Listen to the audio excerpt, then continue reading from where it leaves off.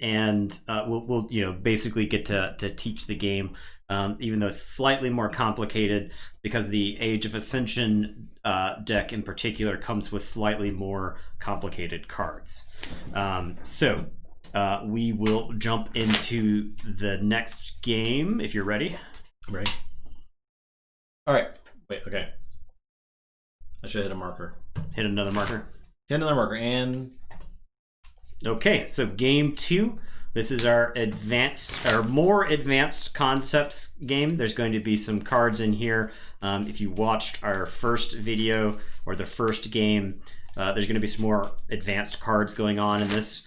The decks here, I'll just reiterate the deck names real quick. The Innkeeper that entwines coalitions, with a picture there. Archon art. I believe that every Archon art is also unique. Yes. I think that is true. At least there may be another Archon that looks exactly like that, but the background would be a different color. Or just like one little detail is different. Yeah. And here is Bard Connor Plutopoli. Looks kind of like an owl or a rabbit. And we've got the deck lists on the back right there. If you are... Yes, the starter decks. Yes, the first match that we did was with the starter decks. Those starter decks are not tournament legal because there are thousands of copies of those decks. Yeah, those decks are not tournament legal. They don't even actually have the barcode. When you go to play in tournaments, you have to actually scan your decks into the app that exists for the game. And honestly, the webpage probably does a better job of explaining the app than we would. All right. First thing that we do is we actually roll to see who goes first after we get our deck shuffled. Justin's got a 7. I have a 5. So Justin is going to get to go first in this game. So we'll give his deck a quick little cut right there. All right, so I'll draw 7 cards. I will draw 6. My first turn, I can only play 1 card, so I'll decide if this hand is good enough. Now, I do have the option to take a mulligan, which means I would reshuffle my entire hand and draw 1 less card. So if I'm going first, I would reshuffle and draw 6. I will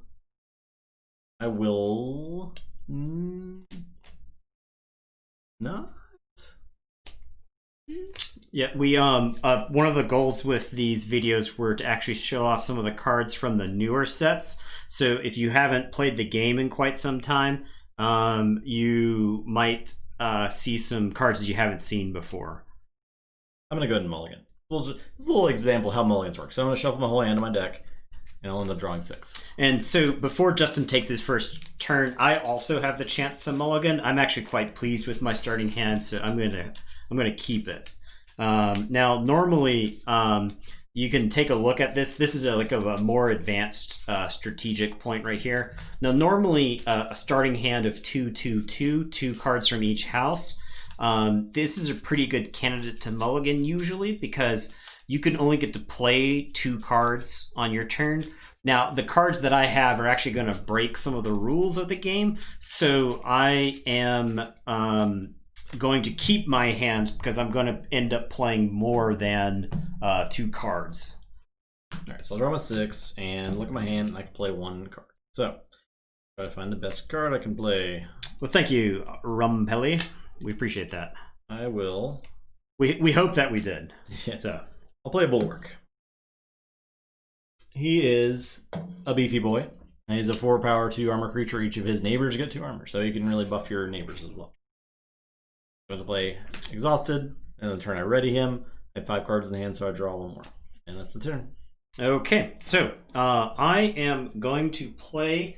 I'm going to use the House of Logos. I'm going to play a card called Helper Bot. Helper Bot says you may play 1 non-Logos card this turn. And so this actually breaks the rules of letting me only play 1 house. So I can play Helper Bot, and I essentially have this floating effect that will let me play 1 non-Logos card this turn. I'm going to play a second copy of Helper Bot. So that's actually going to let me play another non-Logos card this turn. I am going to play a card called Tesmal. Tesmal is a 2-power imp that is elusive. And it says Reap, choose a house. Your opponent cannot choose that house for their active house on their next turn. So Tesmal exerts some influence over Justin. If I Reap with Tesmal, I could choose Sanctum, and Justin wouldn't be able to choose Sanctum and use Bulwark on his next turn. So Tesmal is a particularly disruptive creature. Now, I am going to, with my other card that I can play from one non-Logos card, I'm actually going to play Punctuated Equilibrium, which is a fun card that says each player discards their hand and then refills their hand as if it were the end of their turn. So I will discard 2 cards out of my hand, and then I will draw my hand as if it were the end of my turn. So I will draw up to 6.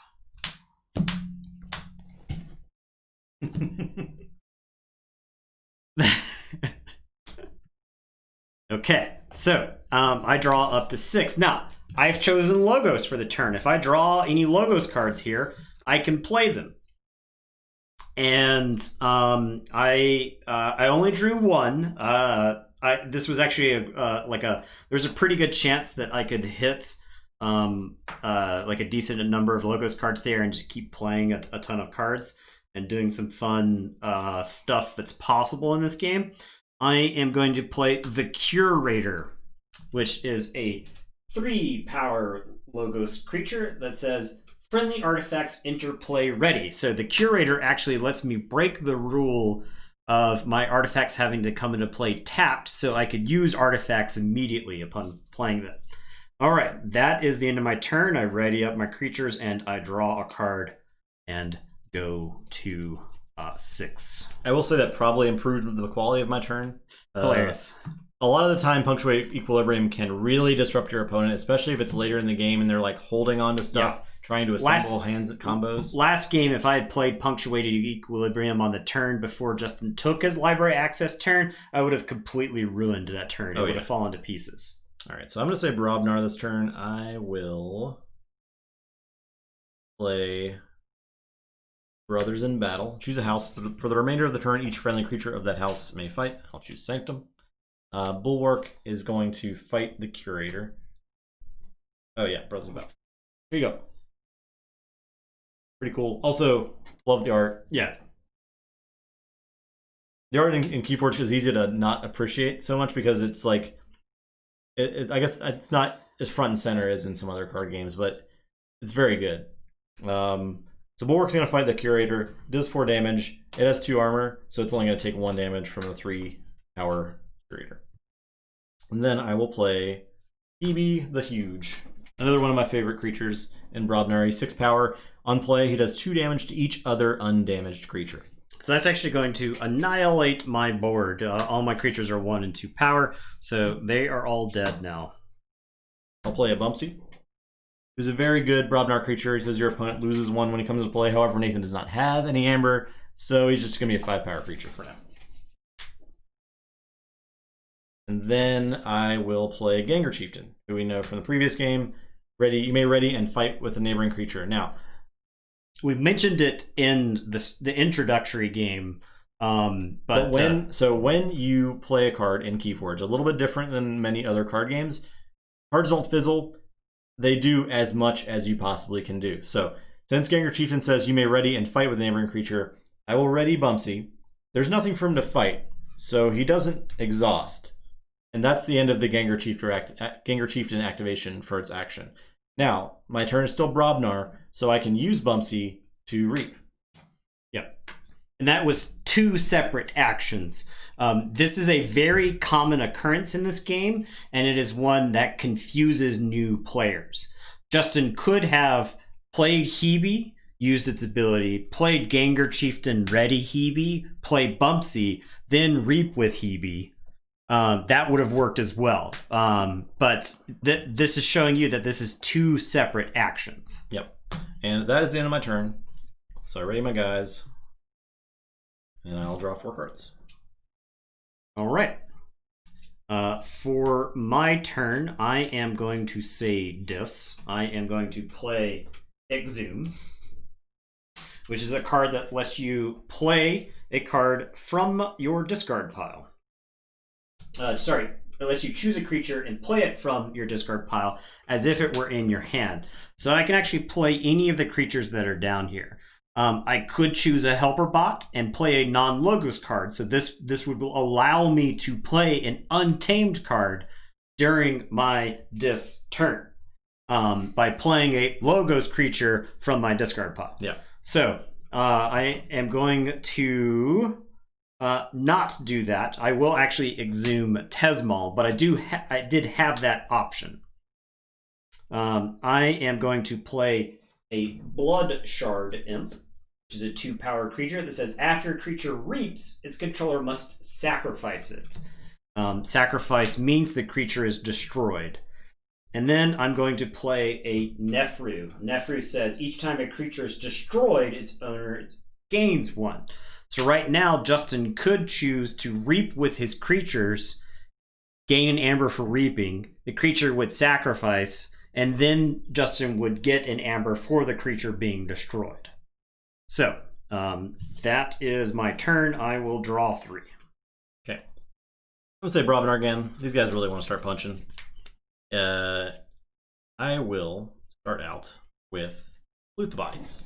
Show you how much they want to punch. There's a lot of amber on your little imps there. Got to go. Imps and demons. So it says for the remainder of the turn, gain 1 each time an enemy creature is destroyed. So that's a floating effect. It's going to happen as long as Nathan's guys die. So I'm going to start out with Ginger Chieftain fighting the Nefru. Okay. So Nefru is actually going to die, so its ability won't work on itself. It won't be in play. It says each time a creature is destroyed, his owner gains 1. He's dead, so his ability doesn't work. If Justin chose to fight my other creatures, his ability would work. But we resolve the fight completely before we check for his ability. I'll get 1 for the Loot the Body since it died. I'm going to play a Screech Bomb, which is an artifact, so it's going to interplay Exhausted. It says sacrifice Screech Bomb, your opponent loses 2. Now it is Omni. The difference between action and Omni is I can activate an Omni action during any of my other houses. So if next turn I use Sanctum, or I called Sanctum for my house, I could then sacrifice the Screech Bomb using its Omni ability to make Nathan lose 2. Very useful. It's going to sit and play till I need it, essentially. And then I'll play a Punch on the Tesmal. I get an amber for playing Punch. Very simple. Deal 3 damage to a creature. Yep. Now, Tesmal is elusive, but elusive, as we said in the introductory game, only refers to the part of combat where creatures are fighting. So punching the Tesmal is totally cool. Tesmal gets punched in his face and goes to the discard pile. And I'll get 1 for Loot the Bodies. And then Blood Shard Imp has got to go. So Bumpsy is going to fight that Blood Shard Imp. We'll take 2 damage. You have 2 armor from Bulwark. I will not take so Bulwark will actually stop the damage that is done to Bumpsy by the Blood Shard Imp. And I'll get 1 for Loot the Bodies. Finally, Hebe doesn't have any opponents, so he will just reap to get me an amber. And that's it. I have 3 cards in hand. I'll draw 3. All right. So check with 7. So I am going to say Untamed. I am going to play Glimmer here. Glimmer is a 1-power creature with the keyword Alpha. Alpha means it has to be the first card I play this turn. And then it has the play ability to return a card from my discard pile to my hand. So I'm going to play Glimmer, and that's actually going to get back... I'm going to go with Punctuated Equilibrium because that's the most fun. So I'm going to put Punctuated Equilibrium back in my hand. Now, I'm not going to play it here because I want to play out the rest of my Untamed cards. I'm going to play Nox, which is a hippo. Is a 3-power creature that gets plus 3 power for each neighbor it has. So I'm going to put Nox right there. Nox is now 6 power.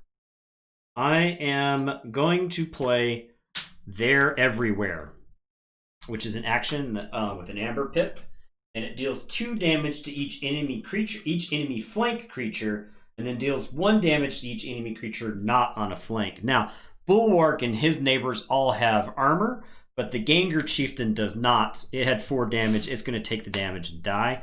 Hebe the Huge has got broken armor. Some people will use broken armor tokens to show that the armor is gone. Bulwark and Bumpsy have both taken 1, so they're both down in armor.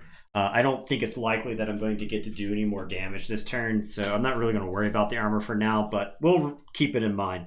I'm going to play Chota Hazri. Chota Hazri is a 3-power human that says, lose 1 amber when I play him, so I'll lose an amber. And it says, if you do, you may forge a key at current cost. Now, I don't actually have enough amber to forge a key. If I had 6 amber after losing the 1 on Chota, I would actually get to forge a key right now, ignoring the forge a key step.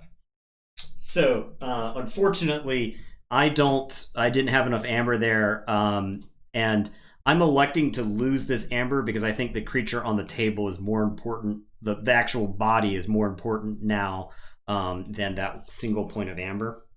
I am going to play Punctuated Equilibrium, which we've seen before, so I'm going to discard 2 cards and draw as if it were the end of the turn. I'll draw up to 6. And I'm going to hope that I drew some more Untamed cards so we can keep doing it all over again. I drew 1. So, I am going to play Fanged House. Fanged House is a 3-power beast that has Assault 3 and Hazardous 3. Now, Assault means when Fanged House goes to fight, before combat damage is done, it gets to do 3 damage to the defending creature. And Hazardous 3 is essentially the opposite. When you're attacking Fanged House does 3 damage to you before the combat damage happens. Now, the reason that we made the distinction for elusive creatures is because of Assault and Hazardous. Assault and Hazardous circumvent the elusive part of it. If Fanged House is attacking an elusive creature, the assault damage still goes through, but the combat damage would not. And if the assault damage is enough to kill the elusive creature, then the creature would die before the combat ever happens. So, that is my turn. I will untap with my 4 untamed creatures. I have 5 cards in my hand from Punctuated Equilibrium, and I will draw 1 more. Okay, so to start my turn, I get to forge for 6. 1, 2, 3, 4, 5, 6, and put my key. I did. So I had another copy of Glimmer in my hand. That's a good question, Art Boy. I had Glimmer in my hand, but because Glimmer is alpha, I can't play both copies of Glimmer from my hand. So I could have discarded it before playing Punctuated Equilibrium, but discarding it with Punctuated Equilibrium is effectively the same thing. Okay, so I'm going to say Sanctum for my turn. I will start out by playing Glorious Few. This card can be very good or basically blank. Right now it's just okay. That's for each creature your opponent controls in excess of you, gain 1. Nathan has 4 creatures, I have 3, so I gain 1. I will play Take Hostages. For the remainder of the turn, each time a friendly creature fights, it captures 1. Pretty okay card. It can get you out of binds occasionally, but a lot of the time it's just going to get you an amber and do not much of anything. So I could fight with Bulwark this turn. I don't know that I care to. I'm ahead by a key and 3 amber right now. He only has 1 amber, so I can afford to sort of just generate some amber right now. So none of Nathan's creatures are particularly problematic. He can call Untamed and just read 4 times, generate 4 amber, but that doesn't make him threatened. So Bulwark, I think, is just going to exhaust and reap to give me an amber. I'll play Vemos Lightbringer on the table. 6 power guy. Play destroy each elusive creature. There are no elusive creatures in play, so he's not going to destroy anything. But he can kill some really troublesome creatures, like you saw Tesmal earlier. Tesmal. Being able to play a creature from your hand and just wiping Tesmal off the board is pretty useful. So that is my turn. So ready, my guys. I have 3 cards in my hand, so I'll draw 3 cards. Okay. I will say this. I am going to play Schuler, who we have seen before. When I play Schuler, I get to steal 1 amber from Justin, because Justin had 4 amber. I'm going to play the Key to Dis. This is an artifact, and it says Omni, sacrifice Key to Dis, destroy each creature. So, from this point forward, I can threaten to destroy the board at any time, since it's an Omni ability. And then I am going to play Yerk, who's a 4-power demon that says choose and discard a card from your hand. So I'm going to play Yerk onto that side of my battle line. Strategically, what I'm trying to do is I'm trying to balance the power of each creature that I have on either side of the battle line. In case these creatures die, that way Nox stays as big as it can for as long as it can. If you're wondering why I'm kind of alternating playing back and forth, that's mostly my strategy here. Now, Yerk lets me discard a card from my hand. So a lot of people will read a card like Yerk and say, oh, why do I want to discard a card? But what it lets me do is it lets me get cards out of my hand that I may not necessarily have a chance to play. So I'm actually going to use Yerk to discard this Rust Gnawer. All right. That's going to end my turn, and I will draw 4 cards up to 6, and I will tell Justin to go ahead. Okay. I will say Shadows.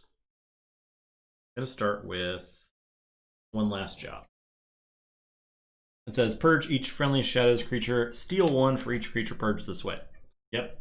So I don't have any Shadows creatures in play, but if I did, I would purge my own dudes and I would steal Amber from Nathan for each one, which is pretty good. Can get you out of some binds, but it removes your creatures for the rest of the game. I will play a Dodger. I think one of the best designed stealing cards, in my opinion. He's a 5-power. He has fight steal 1. So if he survives a fight with something, you get to steal 1 from your opponent. Yep. It gives you really want an ability to either give him armor, like with Bulwark, or a way to heal him, like with Cleansing Wave that we've seen before. I'll play a Nerve Blast, which we saw last game. It says steal 1 if you do deal 2 damage. So I will, I'll do 2 to the Fang House, and then I'll play another Nerve Blast to do 2 more to the Fang House. I'm gonna discard Mag to the Rat, and I'll show you her, and I'll explain why. So Mag to the Rat is 4-power, elusive. She says play steal 2. So on play, after she comes into play, I would steal 2 Amber from Nathan. Nathan doesn't have any Amber. So she says leaves play, your opponent steals 2. So if I played her right now, I would steal nothing from Nathan, and if Nathan managed to kill her, which he has a card right now in play that could just kill her at will, he would steal 2 from me. So essentially playing this card is just giving Nathan 2 Amber. So I'm just going to discard her. And that is my turn. All right. So Justin's back at 6. I have generated no Amber this game. And so we got to figure out a way to stop him. And also, his creatures are bigger than mine. So it's looking very likely like I should use this key to dis for this turn.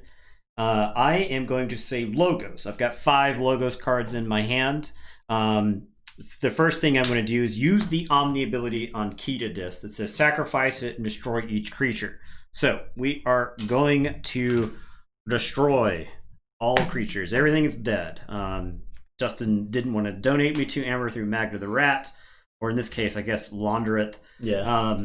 But everything is dead now. This is actually a good time to play Professor Sutterkin. Now, Professor Sutterkin is a 2-power creature that says draw a card for each friendly Logos creature. Justin doesn't have anybody on the table that can immediately attack Professor Sutterkin. And if I get a chance to untap with a lot of my Logos cards, Professor Sutterkin can draw a fistful of cards. I'm going to play another creature called Hexbion. Hexbion has a destroyed effect that says archive Hexbion and the top card of your deck. Now, archive is a concept we have not tackled yet, but when a card tells you to archive something, you have a special zone called the archive, which is just a face down area that kind of sits off by itself. You can't interact with your archive during your turn except to put cards in there when a card tells you to. But at the beginning of your turn, after you choose your house, you can choose to pick up your archive and add it to your hand. So archiving is essentially a way to increase your hand size for future turns. Now, I am going to play Brain Eater. Brain Eater is a 6-power creature that says after a creature is destroyed fighting Brain Eater, draw a card. So we'll play Brain Eater there. I am going to play Chaos Portal, which is an artifact that says choose a house, reveal the top card of your deck. If it is of that house, play it. A fun card, and one that takes a little bit of skill to use because you kind of have to know how many cards of each house that you've played to try to increase your odds. You can also try to play with it to try to hit specific cards. This card, I think, encapsulates a lot of what's fun in Keyforge. It's a card that you read initially, and you're like, oh, that's kind of fun and random, but the more you explore it, the more skill that you realize exists in this card. And then finally, I'm going to play Remote Access, which is going to give me an amber for playing it. And it says, use an opponent's artifact as if it were mine. So I get to use the Screech Bomb as if it were mine. I get to sacrifice it, so not only do I get to get rid of it, I get to make my opponent lose 2 amber. So I get to blow up 2 of Justin's amber. So we have managed to pull a little bit of a reversal there.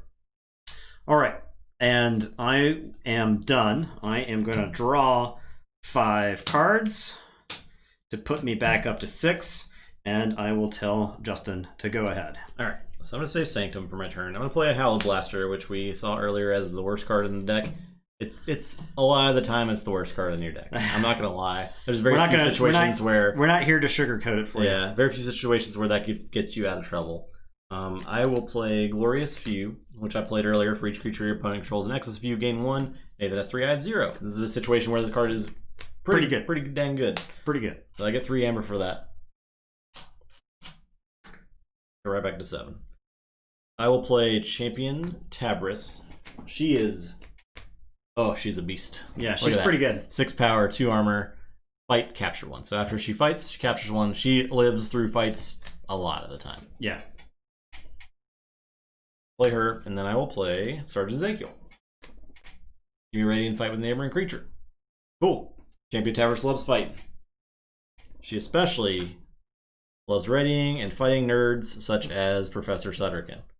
So she takes no damage because of her armor. After the fight, she captures the one that was in Nathan's pool. And that is my turn. Justin is really showing off his anti-learning bias. I will draw... But beating up Professor Sutterkin. Draw 4 cards up to 6, but I have to draw 2 and then I shuffle and draw 2 more. All right. I am going to say Logos for my turn. I am going to play Quantum Finger Trap, which is an artifact. I get an amber for playing it. And it has an action, swap the position of creatures in a battle line. Now, normally when you play cards onto the battle line, they're stuck where they are. There are some cards that break that rule and will let you move stuff around. In the previous game, when Justin had Taunt, me being able to swap his Taunt creature to the very end of the battle line would have been pretty useful, because then I could just ignore his Taunt guy because he's off to the side and I can go fight the other creatures that I want. Cut for Justin. I am going to play Lab Work. Lab Work gets me an amber for playing it, and it says archive a card. As I said before, when archive doesn't tell you where to archive from, you get you are archiving from your hand. So I'm going to archive this card from my hand. We'll show the players along at home. I have chosen Rustgnawer to archive. That's going to go right there. And then I am going to play Poke. And this lets me do 1 damage to an enemy creature. It gives me an amber for playing it. And it says, if this damage destroys that creature, draw a card. So I'm going to do 1 damage to Sergeant Ezekiel. It does not destroy him. I do not get to draw a card. I am going to use... I'm going to use my creatures. I'm not exactly sure what I can hit in here, but there's a chance that I kill my own creatures with what's coming up. So I'm going to have Brain Eater fight Sergeant Ezekiel. Brain Eater does 6 damage to Sergeant Ezekiel. Sergeant Ezekiel does 4 damage back. And after a creature is destroyed fighting Brain Eater, I draw a card. I draw 1. And then Hexbion is just going to reap and get me an amber. And then I am going to use Chaos Portal, and I'm going to choose a house. I'm going to choose Dis. It is an untamed card, so it just sits there. It doesn't do anything. And that is that. Now, the card that I wanted to hit was actually right here. It was Unlocked Gateway. Oh, yeah. But I drew it off the Brain Eater. I had considered using the Chaos Portal at the beginning there, but as you'll see in a second. Nathan, can you explain some strategies for what cards you're putting in your archive and why it's good to archive? All right, so in this case, I chose to archive an Untamed card because I have actually seen and played a lot of my Untamed cards thus far in the game. Between the Punctuated Equilibriums and the cards that I drew off the Punctuated Equilibriums, I think that for the most part, the cards that are left in my deck are probably Dis, and that's part of the reason why I said Chaos Portal. Now I could count up and know for sure, but I believe I am farther ahead on Untamed than I am with Dis. So I wanted to put Untamed cards here so that when I drew up for my turn, if I draw a handful of Dis cards, the Untamed stuff is not in my hand and junking it up any further. And really, when I shuffle and draw from my discard pile, I'm more likely to draw Untamed cards than I would be like right now. So I'm trying to sculpt it so that on my next turn, I'll have the maximum amount of discards in my hand. That's kind of what I'm doing there. Now, there's a lot of other things you can do with the archive. Some people will take the archive and use it as a way to get cards out of their deck so that they don't ever have to draw it again. But that's not what I'm doing right now. I am trying to make it so that I'm going to draw more discards. So I'm going to draw. And it is your turn. Okay. I will say... Oh, I guess I forged the beginning of my turn. So I have 7 amber. Yep. Take 6, and I forge my second key. I'm going to say Brobnar. I'll play the War Chest. An artifact. Sits in play.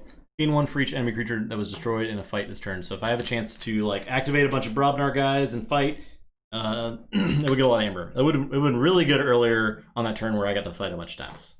Pretty good.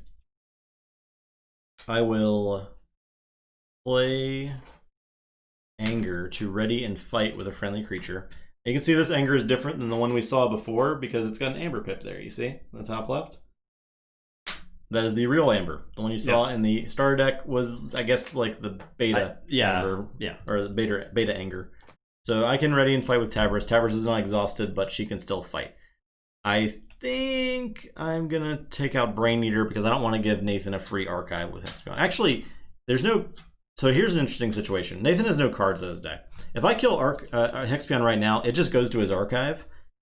And I don't have a deck to archive the top card. So he doesn't actually like reshuffle or anything before that happens. So I think this is actually a great time for me to kill this Hexion. I capture one.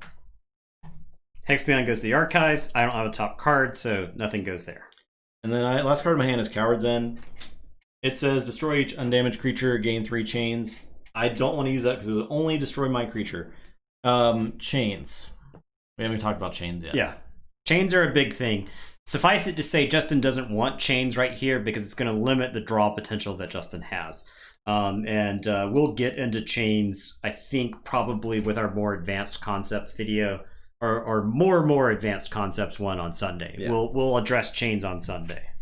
It's not super complex, but it doesn't really need to be talked about right now. So yeah, that is my turn. So ready and draw 3. Okay, so it is now my turn. I am going to take a Dis turn. I'm going to play Lash of Broken Dreams, which is an artifact that says action keys cost +3 during your opponent's next turn. So this actually makes it so that if I use this card, I don't get to use it this turn, but if I use this card, Justin's keys cost 9 to forge instead of 6. There are several cards that tax the opponent, that force them to pay more for keys, and this is one of them. But I only get to use it on Dis turns. I am going to play Not Finished With You. So I can shuffle any number of creature cards from my discard pile into my deck. So I'm going to choose Glimmer. I'm going to choose Chota Hazri. I am going to choose Fanghouse. I am going to choose another copy of Glimmer, and Rustnar, I think. Yes. So I'm going to choose these creatures, and I get to shuffle them back into my deck. So now I don't have a deck. These creatures are just going to become my deck.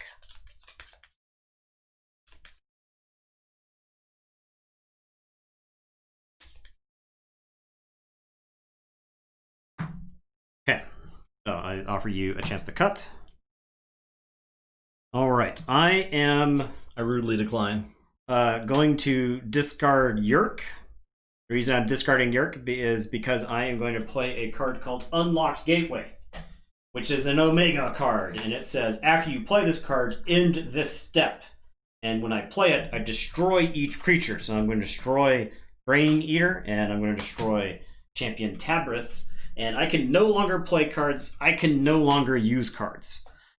So that ends effectively my turn right there. I ready my cards. I draw up.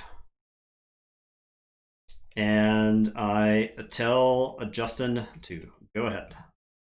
I have 6, so I've got check. Okay. So, I know Nathan's going to take an Untamed turn next turn. That's just a fact. You're probably going to punctuate Equilibrium. That's also a fact. Maybe. Probably.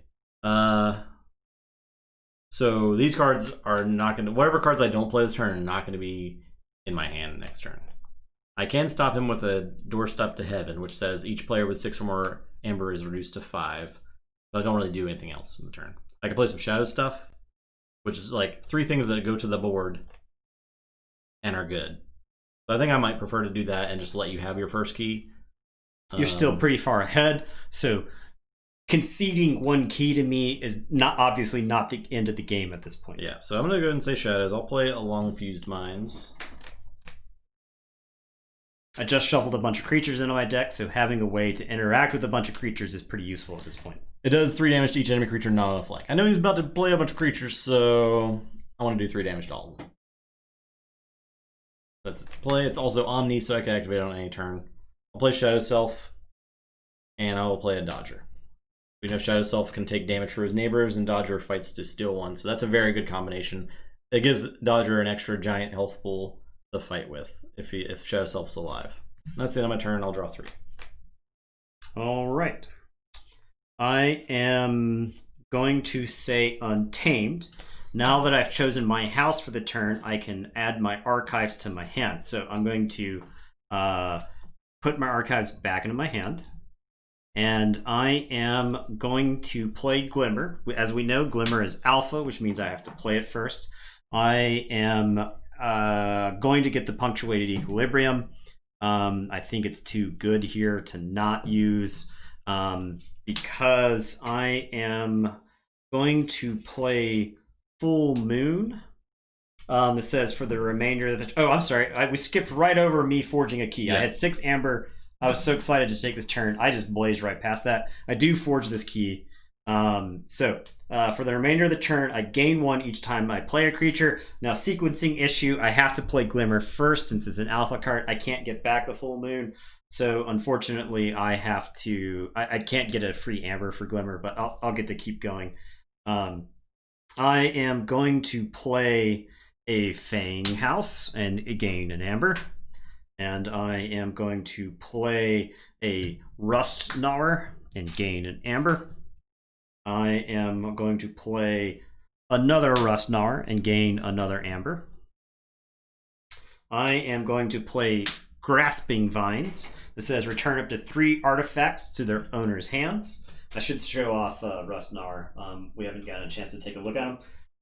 So I'm actually going to bounce all 3 of those artifacts. Now, strategically, this is actually very good for me because I'm returning 1 card from 3 different houses, which means Justin is going to have to take 3 separate turns to get all those artifacts back out of his hand. which is going to stymie him. Now, there are times where you would maybe not choose to bounce an artifact that had an amber bonus on it, but in this case, the long fuse mines represents dealing with a lot of my creatures, so I think bouncing it there is totally fine. Although in this situation, it's essentially destroying 3 artifacts if you're going to play the punctuated equilibrium too, as well. Yeah. Okay, now I've got a choice. I know this card is Glimmer because of what I shuffled into the deck, right? If I'm paying attention, I know this is Glimmer. I also have Chota. Now, Chota's going to get discarded when I play this punctuated equilibrium. I was anticipating Justin stopping me from forging last turn, which is why I shuffled Chota back in to the deck anyway. Because if I play Chota while Full Moon is ongoing, I will generate an Amber and then lose an Amber to Chota. So the question is, do I feel lucky? Do I think I could toss Chota back into the deck, draw this card, then shuffle my deck, and then maybe hit him again? I don't know. I don't think I'm that lucky. So I'm just going to play Chota. I'll gain an Amber, then lose an Amber for his ability. And then I'm going to play Punctuated Equilibrium. So I'm going to discard Hexbion. I'm going to draw 1, and then I'm going to shuffle and draw. Now, I fully resolve Punctuated Equilibrium before it goes to my discard pile. So Punctuated Equilibrium is not going to get shuffled into my deck here. It's just going to go right there.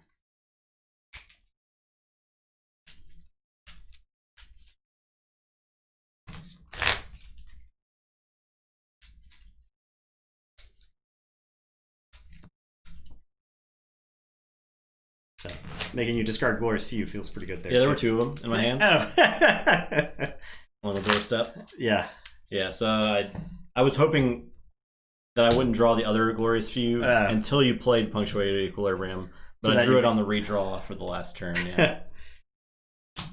That's an example of Punctuated Equilibrium later in the game just totally wrecking Also, hands. Grasping Vines destroying 3 artifacts is just fine. It's just huge, yeah. All right, so I draw up to 6. I have the other copy of Grasping Vines. I'm just going to go ahead and play that. It puts me to 5, and I think that's where we stop. So I didn't quite make it back to check, but I still feel like that was a pretty good turn overall. And I will tell Justin to go ahead. I will draw 1. Okay. I'm going to say Brobnar. I will start out by discarding Burn the Stockpile. I know that I'm not going to be able to just like hold on to this card because you can play another Glimmer and you can get back Punctuated Equilibrium, which I know you have because you shuffled the second Glimmer back in and you didn't play it last turn. So. Yeah. Burn the Stockpile is a very good card though, because if your opponent has 7 or more Amber, they lose 4. So it punishes your opponent for overcommitting. Yeah. Losing 4 Amber is devastating. Yeah, it's a lot of... As you can see, most turns we don't even generate 4 Amber. So Burn the Stockpile, honestly, is one of my favorite cards because of the art and what it does in the game. I'll play Brothers in Battle and say, for the rest of the turn, Shadow's creatures can fight. My Dodger can fight. Shadow Self has really no reason to fight here. So I'm going to use Dodger, and Dodger will fight the... We'll say Glimmer. We'll take a damage. Actually, Shadow Self will take a damage for him, and I'll steal 1.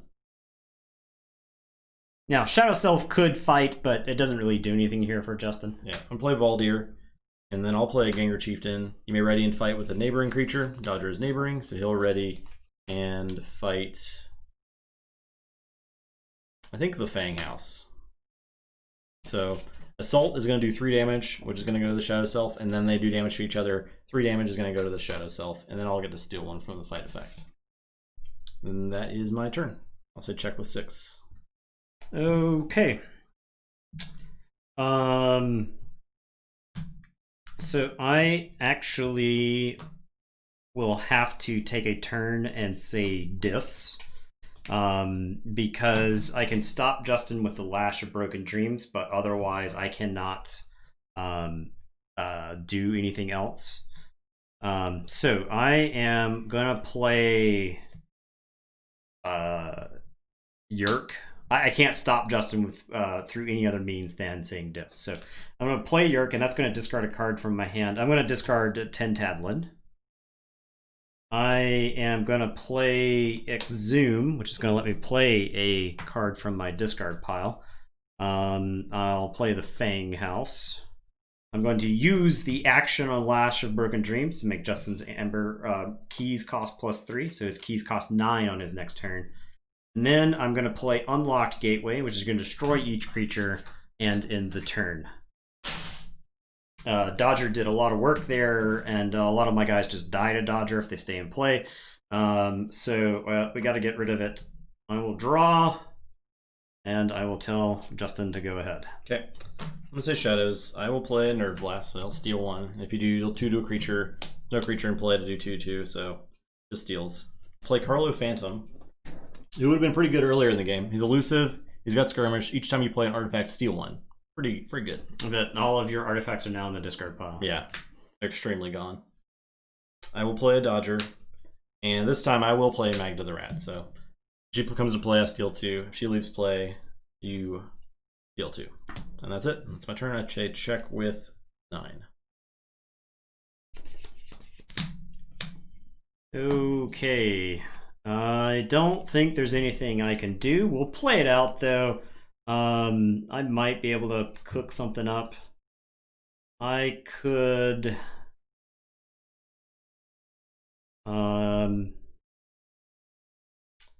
that doesn't do it. I don't think there's any way for me to stop Justin from forging here. I'll say Logos. I'll play Lab Work and archive a card. So I'll take a card from my hand and archive it. And then we'll Chaos Portal just to see what we can hit. And I'll say Dis. And I hit Anguish. And Anguish says for each damage on Anguish, your opponent's keys cost +1. Now, if I had a way to damage my Anguish here, I could actually make, if I had like a way to say to have Anguish fight Dodger, I could make Justin's keys cost more than he could pay. But I don't. I don't have a way to. So if I had like a Twin Bolt mission or something along those lines, I might be able to get there. But unfortunately, Justin's going to pay 6, flip his 3rd key, and win that game. All right. There you have it. There you go. As you can see, there's a lot more complicated stuff going on in that game. But a lot of very fun stuff. Yeah. Discarding your hand, throwing them away, drawing cards. That's all fun. Like there was a lot of interaction going on in that game. A lot of swings, I would say. The board looked radically different every 2 to 3 turns. So, okay, that is our slightly more advanced ones. We'll be back on Sunday. The 2 decks that we're going to play are Damiano Madam Laser Eyes Lock, which is a mouthful of a name, and then Uberwald of Strongkester Foundry, which is a Worlds Collide deck that's got Saurian Star Alliance and Brobnar in there. We'll get to see some Mars, who we haven't had a chance to take a look at yet. And we may queue up a 4th game with some other decks as well, since we ended up going a little bit longer than we meant tonight. But I think the content that we put together was pretty good. Yeah. So hopefully it was informative for y'all. I know most of you that watch know how to play Keyforge, but we hope that you will be able to give this stream, this YouTube video, to others who are looking to get into the game, who want to learn how to play, and to give them a reason to why Keyforge is so great, right? Yeah. I mean, honestly, you can see from those games, there's a lot of different interaction going on. Just learning how these decks play is its whole own strategy. The Bard Connor Plutopoli doesn't have a lot of Amber control in there, right? Like I didn't do much to Justin's Amber, but there's a lot of like combo potential. So knowing what kind of hands to look for, the previous conversation about knowing how to archiving in the deck is pretty important, right? Archive is a good way to hide cards that you don't want to hit with your own punctuated equilibrium in this deck, right? So you could store some cards like Exhume. For instance, Exhume would have been a really good card to hide in the archive. And that may be something that like you don't quite get about the strategy for that deck until you play it a couple times, right?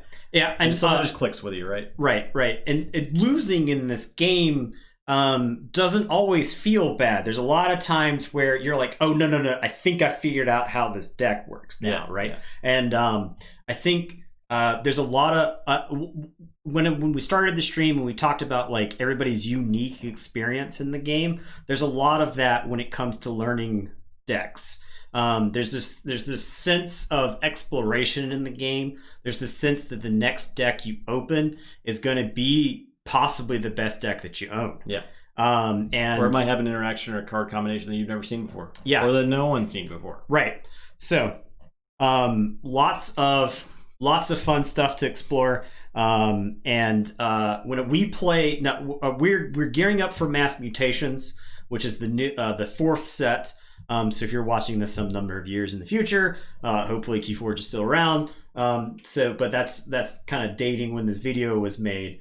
But the new set itself looks to be even more unique than before, which I didn't think was possible until they started spoiling cards for the set. So yeah. That's all we got to say, I think, pretty much. Thanks everybody for watching. Like I said, we'll be back Sunday for a couple more learning games. We might take it a little faster in these games. We'll see. The Worlds Collide stuff is a bit more complex as far as onboard interactions. Today we saw pretty much par for the course of Coda decks and AOA decks, which is not a ton of stuff happening on creatures besides their power. We'll see a lot of things happening on creatures in the Worlds Collide stream. So I think that it gets very interesting as far as sequencing your turn, what you activate when. What happens when you play stuff, what happens when you fight Reap. So I hope you guys will tune in. Yeah. Till then, everyone have a great weekend. Right. Great 4th of July. Stay safe out there. So don't shoot off any fireworks because dogs hate it. They're very sad. Yeah. Especially if you're near us. No fireworks, please. Join the Discord, yeah? So yes, we have got a Discord. We'll do a little bit of shilling since this is for our... Lord Farcott's got us with the Discord. We do have a merch store. We've got a YouTube channel where we upload all of our stuff. Most of the time our format is different than this. But we realized that we hadn't really made any content for new players in quite a long time, if ever. Mm-hmm. A lot of people who've watched us regularly have grown as players as we have grown. And a lot of times it's easy for us to take for granted that we know what we're talking about and that our audience knows what's happening as well. So taking a step back and making it so that people can get into the game. One thing that I probably should have mentioned at the very beginning of the game is how awesome the Keyforge community is. I think that'll be our closing thought. We played a lot of card games. We played a lot of card games competitively. We played Magic. The Lord of the Rings, Star Wars CCG competitively, and Star Wars LCG, Destiny, Star Wars Conquest. We've met a lot of card players. We've made a lot of friends playing cards. Yeah. Most of our friends are because of Magic or something that we met in a comic book store growing up. But Keyforge as a whole has had just the best community, I think, for when we go to large events of any game. Yeah, it feels. It honestly feels like one gigantic family. Yeah, everyone knows each other. So like you go to a vault tour. And you see a bunch of people, you're like, oh, hey, how's it going? I mean, how you been the last 2 months since the last time I saw you, right? Yeah. Because there's a crew of people that go to most every vault tour. It's always fun to see them. It's also fun to meet new people. It's their first time. You have people people get to live the dream in this game. We've been to vault tours where the hometown hero is the guy who took home the tournament. You know? You can walk into your first vault tour having played the game for a month and you can win. That's one of the beauties of Keyforge. It's completely unpredictable. It really you never know what to expect. So if you're watching this is from the year 2020, the worst year in modern history. Yeah, at least you may remember it as the worst year in modern history. At least in 20 years, the worst year in 20 years. Yeah. So that's where we are right now. There's no in-person events. Yeah. Maybe if you're watching this in the future, we haven't dealt with that yet. Who knows? I don't know. Probably not at this rate. Maybe this is an artifact for another timeline. When aliens look at this as a human history from 2020, They're like, oh man, Keyforge seemed like a really cool game. Parallel universe. It's too bad the Earth exploded at the end of 2020. Time travelers, if you're watching this video instead of something else relevant from this year, stop watching this video. Why did you watch all the way to the end of the video when you could have stopped everything that happened this year from happening? I mean, maybe they just like found our Keyforge decks and like unearthed the YouTube hard drives at the data center. Yeah. We've derailed. Yeah, we've gone off the rails. So, I think we're done here. Yep. Appreciate everybody for stopping by. Yep. Everyone have a great weekend, and we'll be back. Goodbye. See ya.